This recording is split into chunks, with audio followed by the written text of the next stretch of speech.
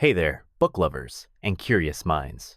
Today, we're diving into the life of a woman who's inspired millions around the globe. She's not just a former First Lady of the United States, but also a role model, advocate, and one heck of a storyteller. Yes, we're talking about Michelle Obama and her memoir, Becoming. Buckle up, because this isn't just a book about politics or being married to a president. It's a deeply personal and relatable journey of growth, resilience, and self-discovery. Let's get started and unravel the chapters of her life chapter by chapter. Part 1. Becoming Me. The Roots That Shaped Her. Michelle Obama's story begins on the south side of Chicago, where she grew up as Michelle LaVaughn Robinson. Right off the bat, we're introduced to the warmth and humor that define her voice. She paints a vivid picture of her childhood home, a small apartment where she lived with her parents and older brother Craig. Her father, Fraser Robinson, worked tirelessly despite his battle with multiple sclerosis, and her mother, Marion Robinson, was her rock, encouraging her to question everything and never settle for less.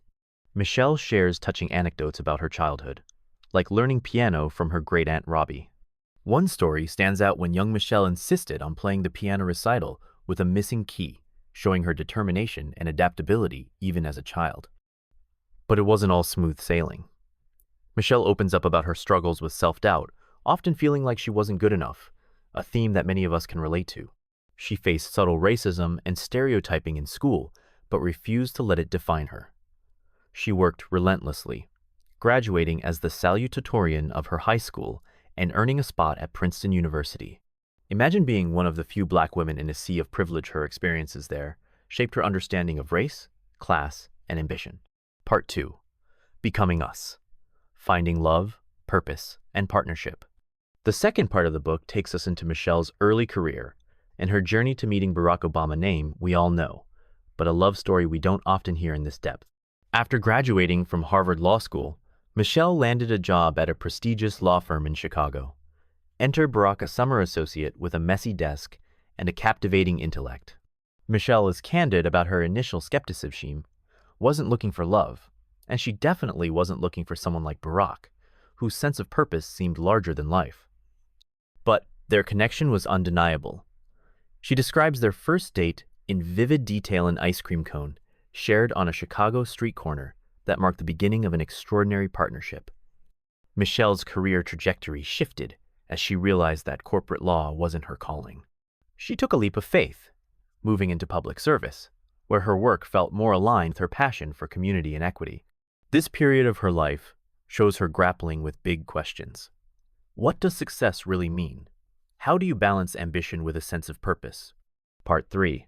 Becoming More. Life in the White House. The final and most anticipated section of the book chronicles Michelle's time as First Lady. When Barack decided to run for president, Michelle was initially hesitant. She knew the campaign would uproot their family's life and expose them to intense public scrutiny.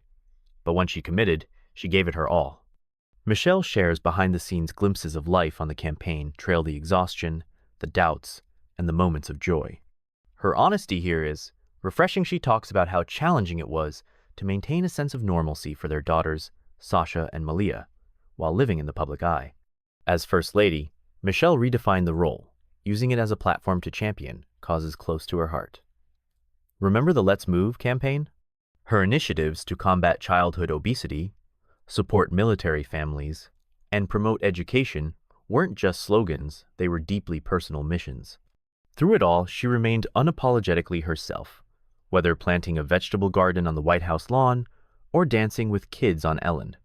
Themes and takeaways. Becoming isn't just about Michelle Obama's life. It's about the universal journey of growth. One of the most powerful themes is the idea of becoming as a continuous process. Michelle reminds us that we're always evolving, learning from our failures, adapting to new circumstances, and finding our voices. Her candidness about her struggles with imposter syndrome is another standout. Even as a First Lady, she often wondered, am I good enough?